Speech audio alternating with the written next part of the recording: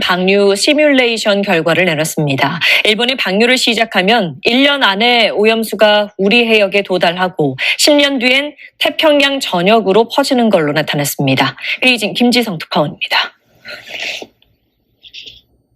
중국 칭화대 연구팀이 발표한 시뮬레이션 결과입니다. 일본 정부의 계획대로 후쿠시마 원전 1km 밖 바다에 후쿠시마 원전 오염수를 방류할 경우 주요 방사성 물질인 삼중수소를 포함한 오염수가 280일 뒤면 남해안에 도달합니다. 320일 뒤엔 동해, 1년 뒤엔 서해까지도 오염됩니다. 2400일이 지나면 인도양까지 영향을 받고 3600일, 즉 10년 뒤면 태평양 전역으로 퍼집니다. 해류의 영향으로 오염수가 주로 동쪽으로 이동하면서 비슷한 위도에 있는 일본 미야자키보다 미국 샌디에이고에서 오염물질 농도가 더 높아지는 것으로 분석됐습니다. 福岛处于南北洋流交汇的地方，所以大部分污染物不会沿着陆地边缘迁移，而是随着太平洋暖流向东扩散。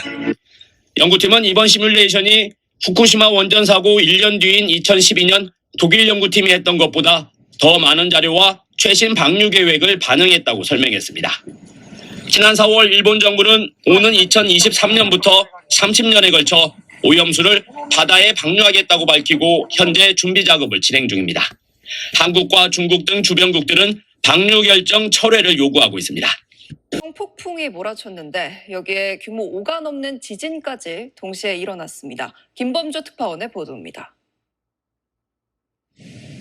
원래는 도로였는데 이제는 계곡이 돼버렸습니다. 진흙과 물이 뒤섞여서 쏟아져 내려오자 중장비마저 주춤주춤 물러섭니다. LA가 있는 미국 캘리포니아 남부에 1939년 이후 84년 만에 열대성 폭풍이 불어닥쳤습니다. 하루도 안 돼 1년치 강수량과 맞먹는 최대 150mm 넘는 비가 쏟아졌습니다. 원래 비가 많이 오지 않는 지역이다 보니까 배수시설이 제대로 안 갖춰져서 곳곳에서 물이 넘쳐났습니다. Like all that started within an hour or two and then just kept piling up, and the water keeps coming further back up the street and just more and more. 당국이 이틀 전부터 경고에 경고를 이어갔지만 꿋꿋이 도로로 나왔던 차들이 잇따라 사고를 겪었습니다. 일부 지역에선 응급 911 신고 전화가 먹통이 됐고 전기도 끊겼습니다. 강한 비바람에 항공편 600여 편이 운항 중단되거나 취소됐습니다.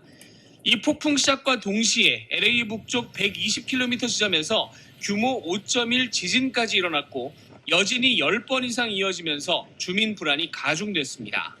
An old ancient curse that loosely is translated, say, may tornadoes, lightning strikes.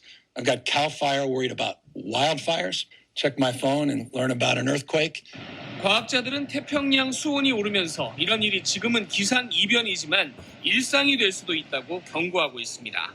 뉴욕에서 SBS 김범주입니다. 달아오른 도심은 마치 펄펄 끓는 한증막과 흡사합니다. 당시 서울에서는 장마 뒤 40도에 육박하는 기록적인 낮더위가 관측됐고 33도를 웃도는 폭염일수도 무려 35일이나 기록됐습니다. 그런데 올여름 초반의 폭염 기세가 이를 능가하고 있는 걸로 나타났습니다. 지난 7월 11일 기준 폭염일수를 분석했더니 올해가 역대급 더위가 나타난 2018년보다 2배가량 많았습니다. 평균 기온과 최고 기온도 6월과 7월 모두 지난 2018년보다 높은 경향을 보였습니다. 정체전선의 영향으로 100mm 이상의 국지성 호우가 쏟아지겠습니다. 다음 주에는 다시 정체전선이 북상하며 전국에 장맛비가 내리겠지만 비가 그치면 또다시 33도 안팎의 폭염이 찾아오는 등 당분간 폭염과 폭우가 공존하는 날씨가 계속될 전망입니다. 우리 바다가 예전보다 따뜻해진 게 원인입니다. 최근 40년 동안 전 지구 수온은 0.5도가량 올랐습니다. 그런데 한반도 주변 수온은 더 가파르게 올라 최대 1.7도나 상승했습니다. 온실가스 배출을 줄이지 않으면 40년 뒤 한반도 해역은 어떻게 변할까? 현재 우리 해역 가운데 남해 동부는 기온이 20도를 넘어 아열대 해역으로 분류됩니다.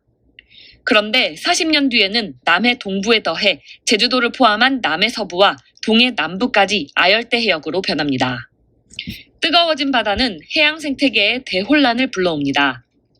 우리 바다에서 잡히던 명태와 같은 한류 어종은 자취를 감추고 이전에 보지 못했던 어종들이 그 자리를 채우는 겁니다. 기상재난 가운데 가장 강력한 태풍의 위력도 한층 세집니다. 이른바 슈퍼태풍이 수시로 한반도를 강타하게 되는 겁니다. 해수 온도가 높아지게 되면 태풍 에너지원인 따뜻한 수증기 공급이 태풍의 세력을 더 강해지게 만듭니다. 특히나 우리나라에 영향을 줄 가능성이 높아질 경우 강해진 태풍의 세력으로 인해 그 영향 정도가 더 커질 수 있습니다. 태풍뿐 아니라 풍랑과 폭풍의 일도 그만큼 더 강해져 새로운 재난으로 떠오를 수도 있습니다.